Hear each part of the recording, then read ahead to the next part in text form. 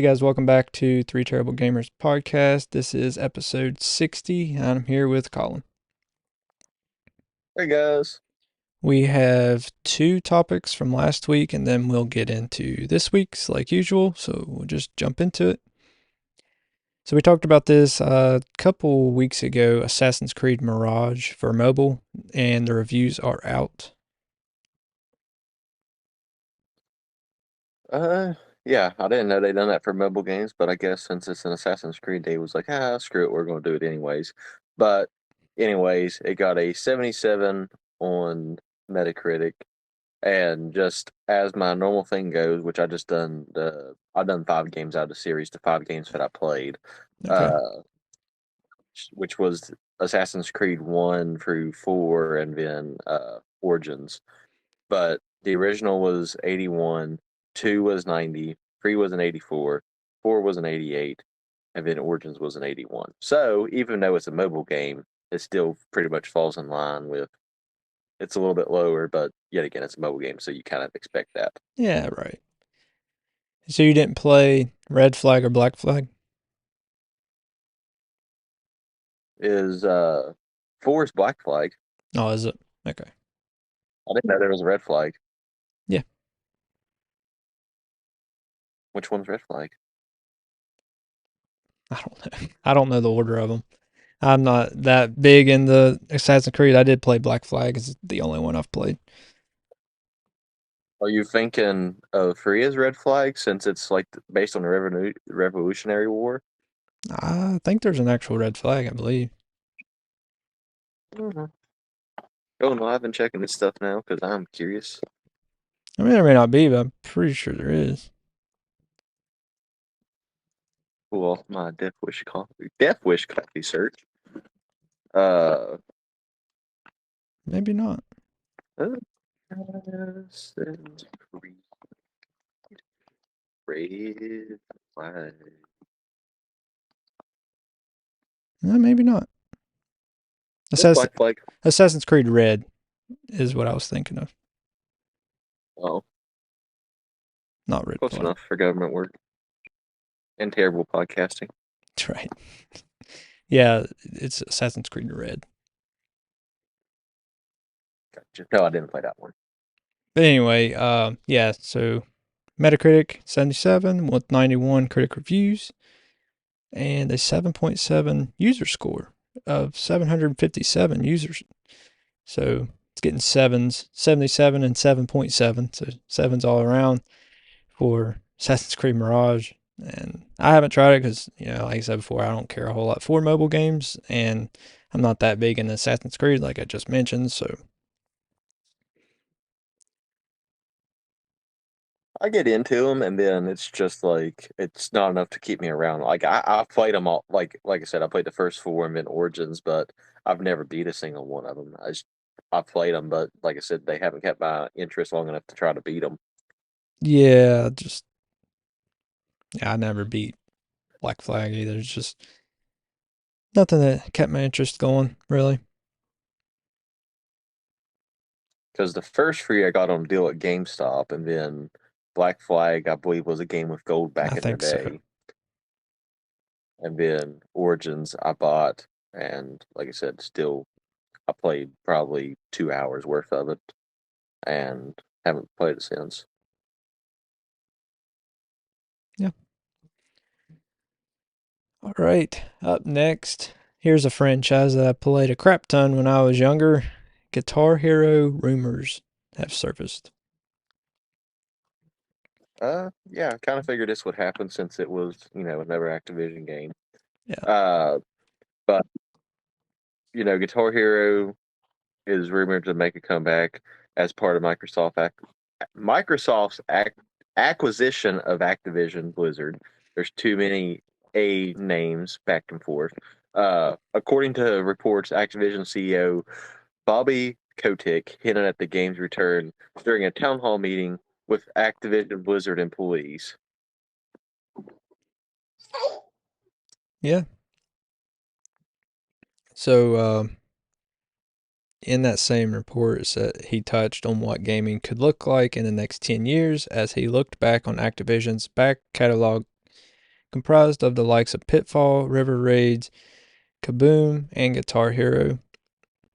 The re-emergence of Guitar Hero and other things would not be possible without the different types of resources, and so just endless possibilities for the future that just incredibly exciting. So I seriously doubt we'll see Guitar Hero remakes because all the licensing with the music and all that crap. It'd be easier just to make a new one, and I think that's something that could happen. I think Microsoft will try to pick franchises that were successful in the past and try to bring them back, not just the ones that are successful now, like Call of Duty and others. Guitar Hero could be one of those. I don't know how they would try to do it. If they would, I mean, obviously you have to have some kind of physical instrument to play, but I don't know if they could modernize it somehow instead of just, I don't know. It'd be interesting to see what they come up with. And because to me, an idea of a big plastic guitar and big drum sets kind of old, but I don't know how else they would do it. But knowing Microsoft will come up with some kind of idea to change it up if they do it to try to make it maybe cheaper for them. Was the old ones wired? Correct. Uh, no, I don't. They had a wireless receiver in them for the PS2 anyway, and the Xbox 360. Gotcha. That's what I was double checking because yeah, it definitely seems like it will be. I mean, of course they have the money up front, especially since Right. it's already come out and everything else. But yeah, it's be weird how they set up for the thing because on Guitar Hero was obviously the guitars, and I might just be thinking of Rock Band was the one that had drums, or the Guitar Hero have drum set too. They had a drum set as well, and they both had like microphone and stuff like Like, that. Uh, I mean, just to me though, Microsoft would not go as far into it because really a guitar controller, you're only using it for one game, so it's kind of a waste to make it because nobody's gonna be playing that all day every day. Most time you just play it once in a while or when you have friends over or something. So to me, that's a waste of money to make. I mean, yeah, people are buying it from you, but stuff like that sometimes costs more to make than it does to sell it to people. So, oh yeah, and that'd be a gamble they would be taking if there's still a big enough fan base for people to rebuy their stuff like that. right. So I'm thinking, I don't know how they could do it, make it cheaper, but I'm sure they could find out a way. I mean, yeah, it might feel cheap, but I mean, it might just bring the nostalgia back anyway. I don't know. We'll have to just see. Even if the franchise makes a comeback, it may not, but I think it will. Didn't they have an accessibility mode where you could play it on a controller originally as well? I'm not sure. I've never tried that. I always played it on the actual instruments. I was thinking there was an accessibility mode, but I could be way wrong on There that. may be. I really don't know. You may be right. Tell us in the comments Yeah. Let us know. if you were an ability player. Yeah. I play a lot of Guitar Hero, but it's been a long, long time. PS2 days. Because when I was at your house, Yeah. Me and Carl, we used to play it all the time, but we had three different Guitar Hero games. I think we had Guitar Hero 2, Guitar Hero 3, and World Tour. yeah, I remember those. Yeah. Good songs in them, though.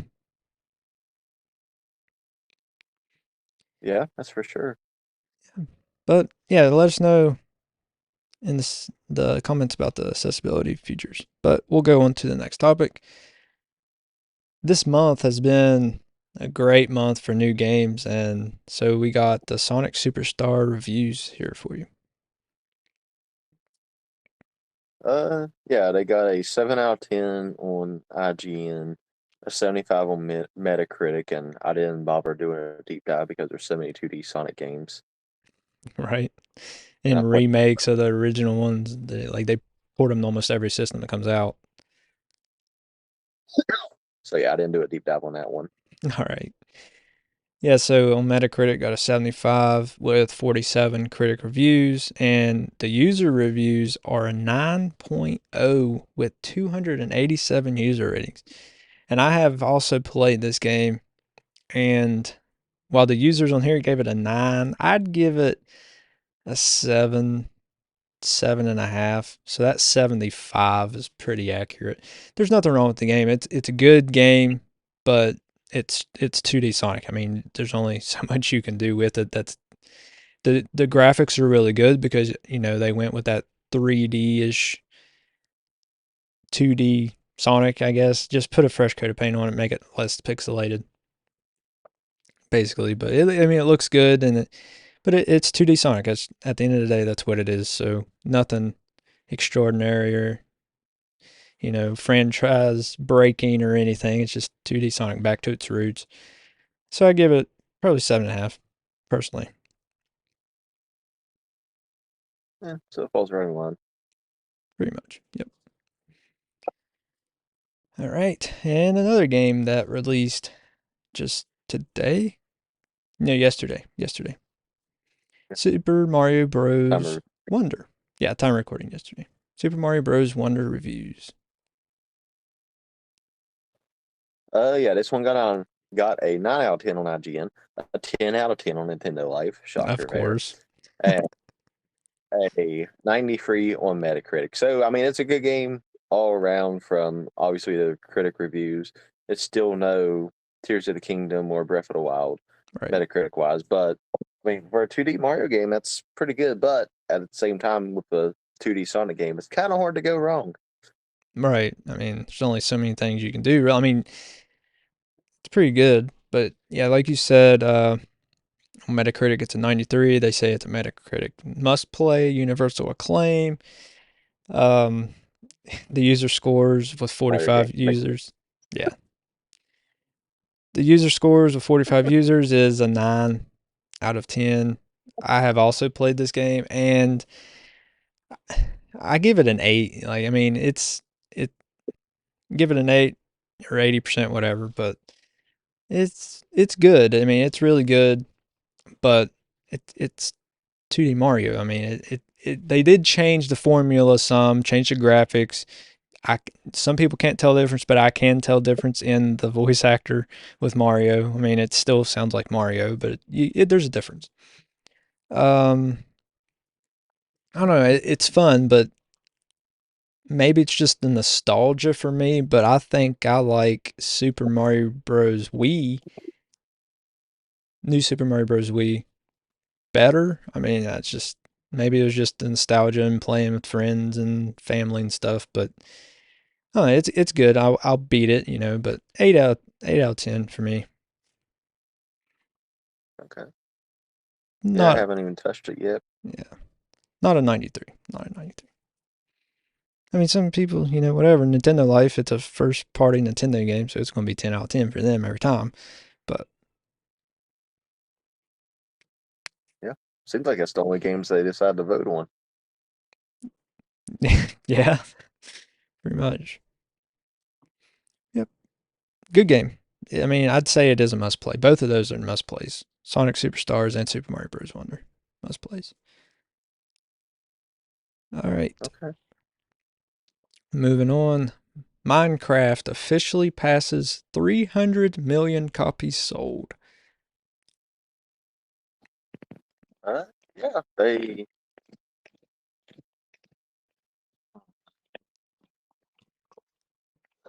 So for a second. Okay. For whatever reason, my notes jumbled around a little bit. Found it. Minecraft has been around since I believe 2013, so 10 years now, It's been out a while. give or take. So it's officially reached the second most sold game of all time. Uh, so I mean, it hit 300 million copies, which yet again that's pretty much unheard of since the only game that has more copies sold in any capacity is the original Mario Brothers, with Okay. sitting at 800 million copies sold to today's time. So not even close. So not even close, but it's still a growing community.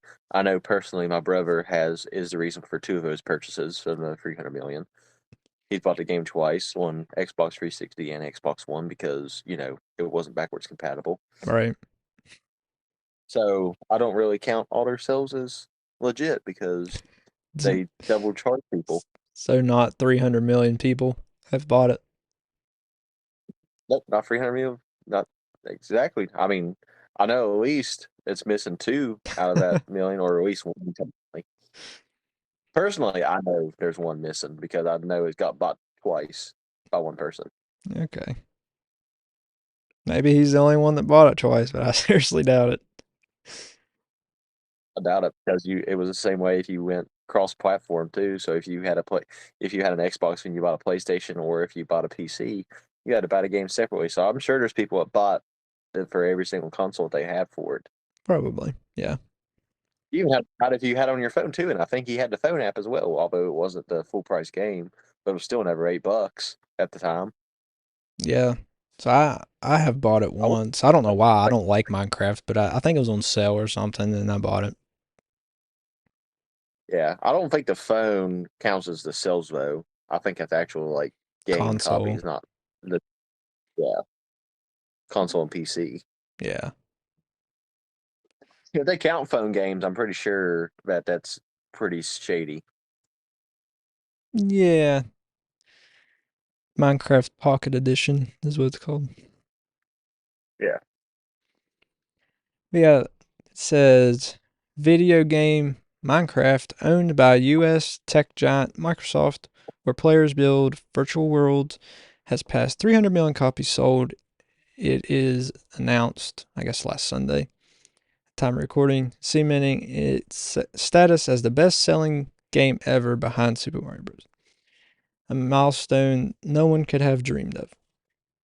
So yeah, like I said, I have played Minecraft. I played it more on my phone because I had the phone. Actually, I didn't buy it. My sister bought it. I logged into her Apple account, downloaded it on my phone, logged out back into mine. You know, but I did play the game mostly on my phone. I bought it for Xbox One, like I said, because it's on sale, not because I actually enjoy the game that much. It's just I'm not very artistic or crafty, I guess, so I don't have a good imagination, so I don't build good things. I just build houses, and I've built basketball court and stuff like that, and that's about it. Yeah, that's about my stretch on it. Colby, I hopped on there once with Colby, and he wanted me to help him beat the Ender Dragon. And I hopped on there and helped him with that. But other than that, I haven't really played a game except to hop on there on creative mode and just build random stuff and blow up stuff. Yeah, I blew up stuff too. I didn't play Survivor or Survival, whatever it's called. I always played creative. Yeah, that's what I've done. I didn't see a point in survival mode. Nope. I wasn't there for the challenge. Terrible Gamer is the name. Yeah, that's right. All right. Another new Sonic game is coming next year, apparently. Yeah, supposedly a prologue to Superstars is coming out next year, which I don't know if it's just people speculating since there's DLC coming in springtime for the Superstars game, and the third movie is set to release in December. So I don't know if people are just assuming since it's literally you're getting two things tonic in the same year, you may as well drop something in between in the summertime. So, I mean, take it with a grain of salt. I mean, Yeah. if it is a prologue, yet again, I haven't played Superstars. I don't know how you was talking about it's just another 2D Sonic game, basically. How that works chronologically in the first place, since prologues are usually prequels. to an extent because I believe prologues are before the story, and then epilogues is after, right? In a book setting. Yeah, I think so. I mean, there's actual stories to the Sonic games, but I mean, the gameplay wise is the same. It's 2D Sonic, but there are stories in them, like kind of similar to Mario games, Mario 2D Mario games. I mean, yeah, if you know the back. I mean, of course, you're going to know the backstory to some extent if you play those games for a certain period of time. But at the same time, it's not like you ever sit down and like, oh yeah, right here's the issue at hand. Especially in the older titles, Yeah, it's just throw you in, start it out. Which, of course, now, especially with like Super Mario Wonder and all those 2D Mario's and Sonic games nowadays, you got like a little story driving up to showing what's wrong and why you're doing what you're doing. While yet again in the original Mario and original Sonic, you just dropped into the world and started playing. right. Yeah, they wasn't too worried about story back then. They were just making a good game to compete with each other. Which of course every bit mattered back then, and today they can play around with that stuff because they got all kinds of memory compared to back in the good old days. Right. Yeah, exactly. But yeah, so according to an alleged planning document originally shared on Reddit, but since removed, which features a supposed timeline for Sega's upcoming Sonic products. According to the document, the upcoming Knuckles TV show will release in Q1 2024, followed by a third season of Netflix show Sonic Prime in the same quarter. Sonic Superstars DLC is listed as to be determined during the year, and a new game is listed for release during the holiday season.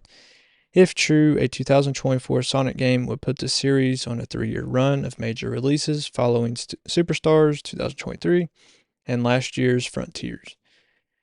So, if it's true, yeah, it'll make 3 new Sonic games in 3 years in a row, which is pretty cool, but I don't know. It may not be true. And then, like you said, later in December 2024 is when that Sonic 3 movie will potentially release. But I don't know. We'll keep you guys updated if we hear anything. We probably won't hear anything until next year if this is true. But we'll keep you guys updated. And I mean, personally, I'd like to see him kind of take a break and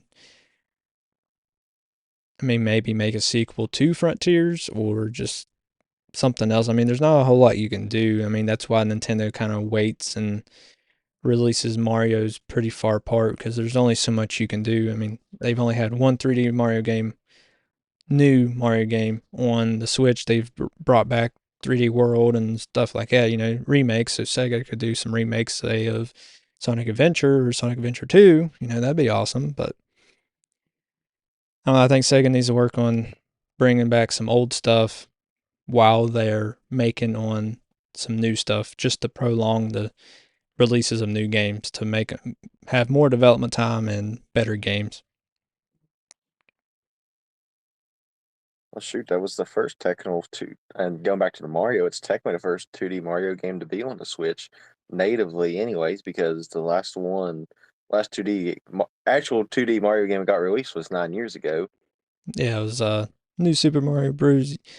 U on the Wii U, and then they remade it U Deluxe on the Switch. But well, they didn't remake it; they just ported it over. They just put a different name on it, Deluxe, to make it seem like he was getting something new. Right. Yeah, that's what I mean. Like they spread out Mario releases pretty well. So I mean, they do with Zelda too. So in between new Zelda games, you usually get a remake or a remaster, and same with Mario. So Sega could do something similar with Sonic if they wanted to make the development time on the Sonic games longer, get better games that way. Not that all their games are bad. Oh, yeah. Frontiers was a success, and then Superstar seems to be a success as well. But they have had some questionable Sonic games in the past. Bring back Adventures and Adventures 2 Yeah, in one game. that'd be awesome. I'd be so happy with that. Those were some good games. I mean, originally on the Dreamcast, but I didn't have a Dreamcast, so I played them on the GameCube, which was the better versions as far as I have seen online.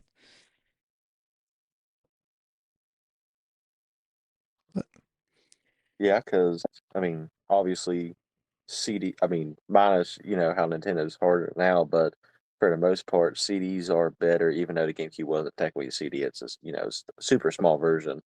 But being on a disc typically has better graphics than being on a cartridge. Well, the Dreamcast had discs, but Was it? hmm I mean, was it? hmm full size disc. Yep. Okay, I'm thinking of. But Okay, I just may be when they thinking of brought it Genesis. over to um, GameCube, they polished it up and made it look better and stuff. Makes sense. Yep. Dreamcast. I think the Saturn may have been cartridges still. That may be what you're thinking of. Sega Maybe. Saturn. Very likely. Yeah.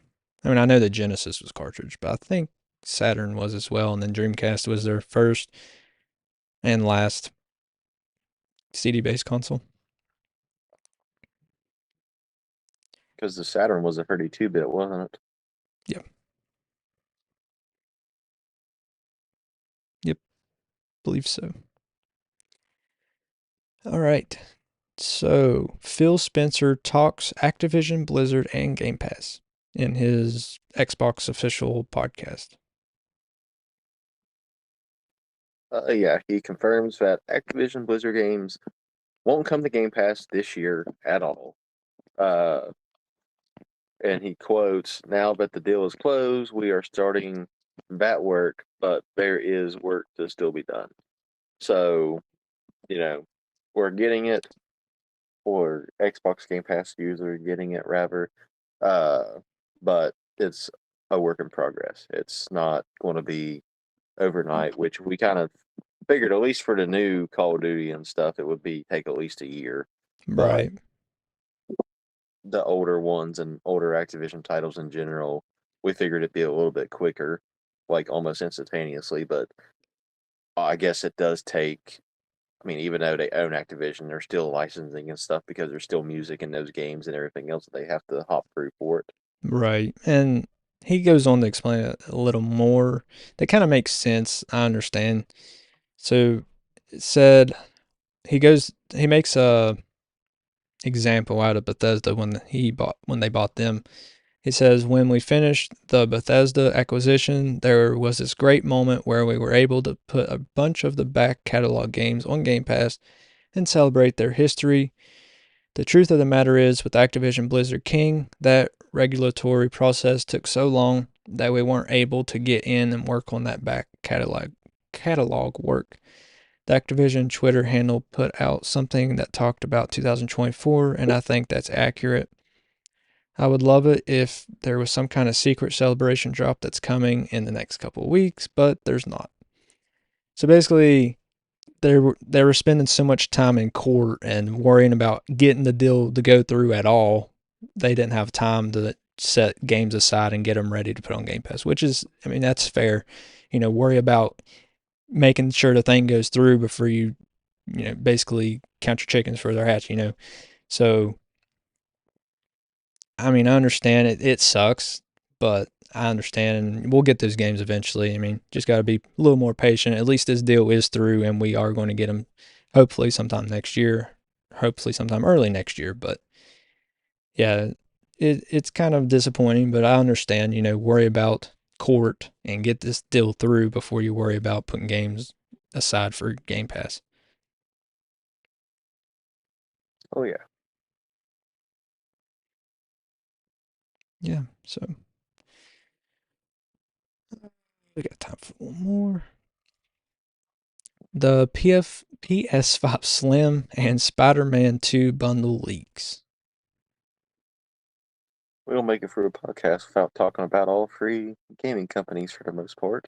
Right. Uh, yeah, it got leaked by. We're definitely going to pronounce it since it's French, but I'm going to call it Bill Kun is the guy that reports it. I know I'm way off. I never took French. Don't care for French. So, No. but on his website or on a website, Dillabs, which I'm assuming that is correct pronunciation. Yet again, not an avid French, well, a French speaker at all, so I don't care. Said the PS5 Slim Standard Edition, bundled with Insomniac Spider-Man 2, launched in, or yeah, well, launches, not launched in the U.S.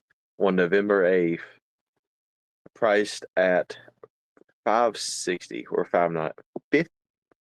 $559.99. My goodness. Nope. We'll talk one of these days. That's the same price as the current standard edition PS5 with Spider-Man 2. So, I mean, take it as a deal or not. I don't know how much better the Slim is comparing to the actual PS5. That's yet to be determined. Guess we'll just have to wait and see. But But yeah, so Spider-Man 2 actually also released yesterday with Super Mario Bros. Wonder. I honestly forgot about it, or I'd have had the review in here. Maybe that's a topic next week, probably, but no guarantees. I'm not the host, so uh, but that's all the time we have for this episode. Thanks for watching or listening. Remember, you can always watch us live on Twitch and YouTube, and follow us on Instagram, Twitter, Facebook. Um, Join our Discord server, buy our merch on Redbubble, and anything else? I think that's it. All right. Well, thanks for listening, and we'll catch you in the next episode. All right. Later, guys.